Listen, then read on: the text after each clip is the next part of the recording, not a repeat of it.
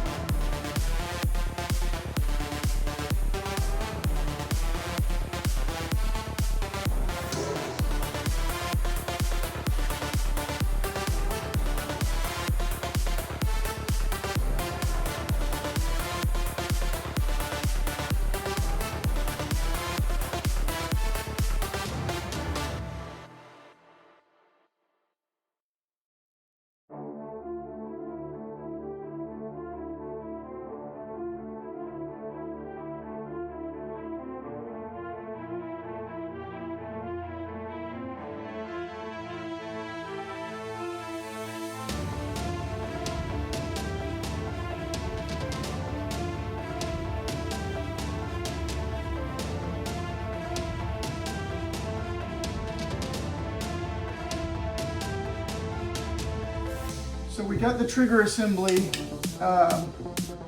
inletted and installed. For some reason it's not engaging the lock, although I have seen people on videos talk about having to adjust a screw on the trigger to get that to engage. I'll see about that. Today we're going to go and work on the trigger guard. Once I get this inletted, I will try and adjust this trigger.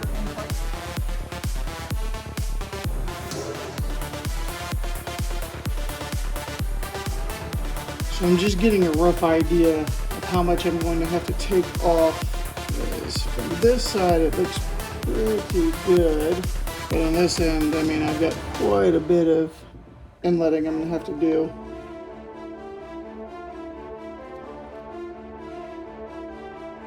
And it's of the curved type, which I really don't like, but we'll get her done.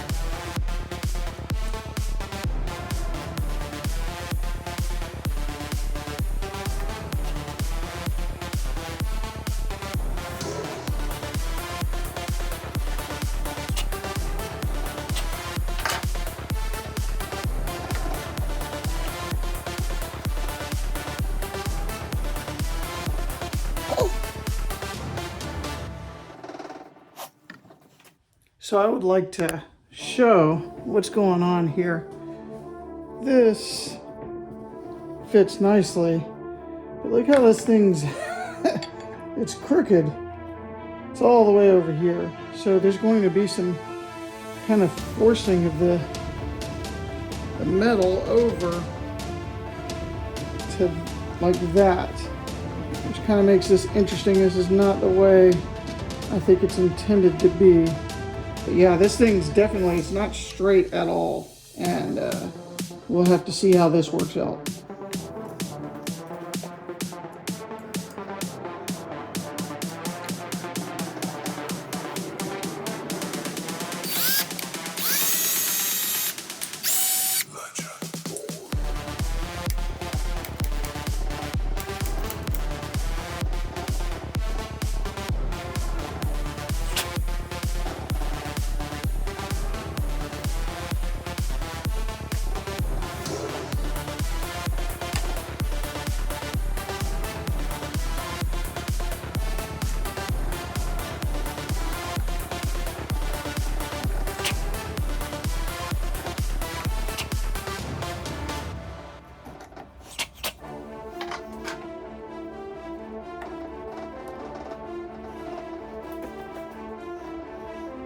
So here we are, it's in there.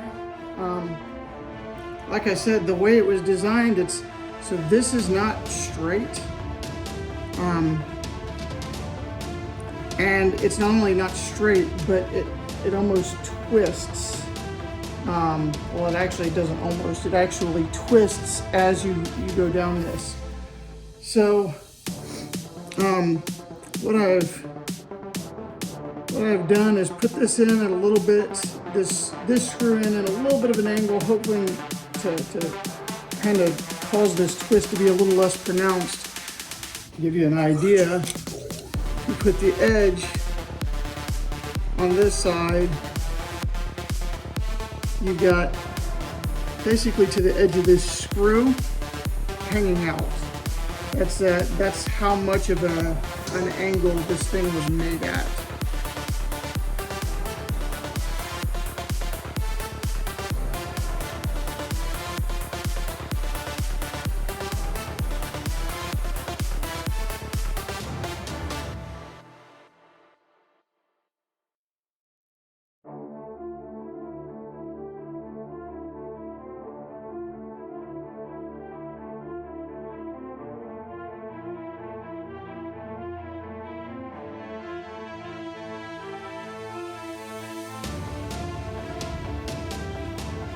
It's coming along. That chip right there from the inletting on the toe plate and stuff bugs me. But as we can see, we're now getting a lot closer. And I feel a lot more confident with the sander, the palm sander, than I do actual rasps and files. Physical woodworking tools actually got me in some of the predicaments that I'm in. So as far as the brass getting a little marred, that'll be fine. I'm going to go with finer grits, and eventually this will be smooth, but right now I'm still removing quite a bit of material, so that's how it'll go. So during the process of shaping up the rear of the stock, obviously there's some sanding that hit on the brass, but that was fine. I knew that was going to happen. So I'm going to do some wet sanding with 320 grit, and then follow that up with 400 grit, and get this all polished up.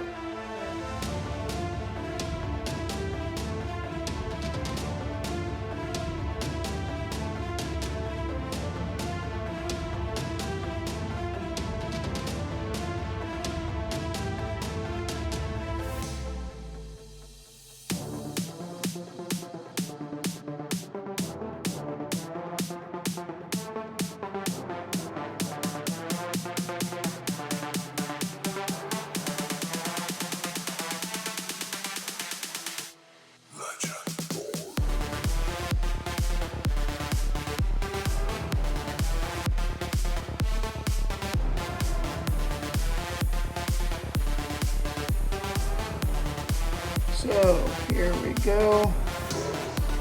As we can see, its contour is good. And my inletting's not perfect, obviously. There's a little spot there, but it's really smooth. Don't really feel any kind of not separation, but the metal and the wood feel like one and the same. You can't tell when you've transitioned. Obviously we didn't go this far up yet, but I went and I polished the brass. I'm not too good. I mean, it's got a satin finish, but I'm definitely not great at polishing metal yet. It's not something that I've perfected. I did get that ground down, filed down to where everything's even.